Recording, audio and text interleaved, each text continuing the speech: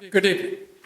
My name is Ed Haggerty, and I live at 14181 F as in Frank Drive, Plymouth Township. I would like to have this recorded and done so accurately. I began a 40-year career in public service 9 days after I graduated from high school, when I enlisted in the United States Air Force, culminating with my retirement from the Michigan State Police.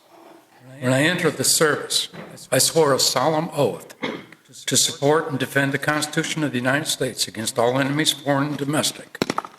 Although I received an honorable medical discharge and have a continuing disability, along with a lifetime membership with the Disabled American Veterans, I have never rescinded that oath. The MSP has a proud tradition dating back almost 100 years. It will be in 2017. It'll be 100 years of service through excellence, integrity, and courtesy. This is not just their value statement, but it's a way of life in which I have lived throughout my entire career, and extending into my volunteer work with the American Red Cross in the Southern Nevada VA Medical Center. I moved from my retirement home in Nevada in mid-March to Plymouth Township to assist my handicapped younger sister, and have sat back quietly observing the workings of our elected officials.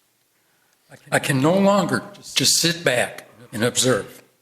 I am shocked and appalled by the actions of the majority of the elected officers who have brought shame and ridicule upon this township. I understand I have been generously allotted 3 full minutes to exercise my First Amendment rights to speak freely and petition my government without fear of reprisal, retaliation, or intimidation. Inasmuch as I am raising a number of concerns,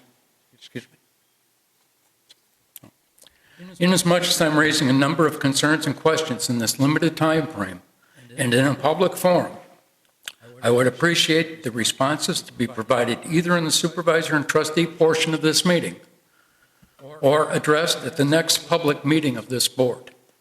I do not want to have my precious 3 minutes eroded by long-winded responses from members of this board at this time, nor do I want to visit someone's office and open myself up to intimidation and harassment,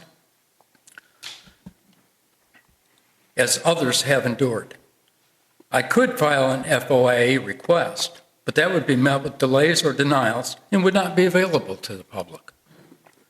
These must be discussed in a public forum.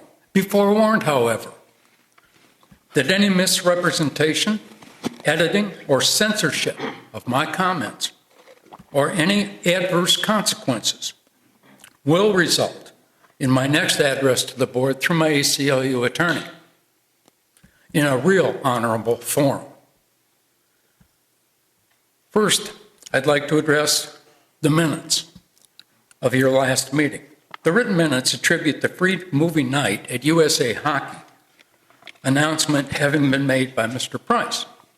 However, in viewing the actual video of August 18th meeting, when I was in my recliner that evening of August 31st, it was Mr. Edwards who made the announcement that the movie night would be at USA Hockey, and businesses had been solicited to offset the cost of the donation made by USA Hockey. He further stated that all residents would be notified. The look of shock on Mr. Price's face was, excuse the pun, priceless. He further stated, as he astutely pointed out to Mr. Edwards, this is an election coming up soon, or there is an election coming up soon. Are the official minutes a result of malfeasance, misfeasance, or simply an attempt at a crude cover-up? Under whose authority was the donation by USA Hockey accepted? Under whose authority was the solicitation of funds made? What businesses were solicited? How much was donated? How and where were the township residents notified of the free movie night? Neither I nor any of my neighbors received any notice. Or was this just another private party? When will an accounting be made of those funds, be made to the public? It was also announced at the meeting that the 2016, free movie night would be held at the township park. Where in the park? In the pavilion you previously said wouldn't be constructed? Why is the annual audit late? Where is the accounting of the income and expenses for the 4th of July fireworks and private party? I'll address the ethics ordinance later. 5, I know that any time there's a settlement of a lawsuit against the township or its elected officials and/or employees, the actual terms are confidential. Understand that. The question then becomes, what is the aggregated total spent for legal representation and settlements in the current and past fiscal years? The proposed malicious communications ordinance, we'll get to that later. Oh, excuse me, I'll go back to the ethics ordinance. Mr. Haggerty, just so you know, you're well over 5 minutes at this point. I'm sorry? You're well over 5 minutes at this point, so if you could please start. I appreciate that, but I didn't see anyone else rising to address concerns. I have one paragraph left to go, if you will. Thank you. In the proposed ethics ordinance, why is there no prohibition on solicitation of donations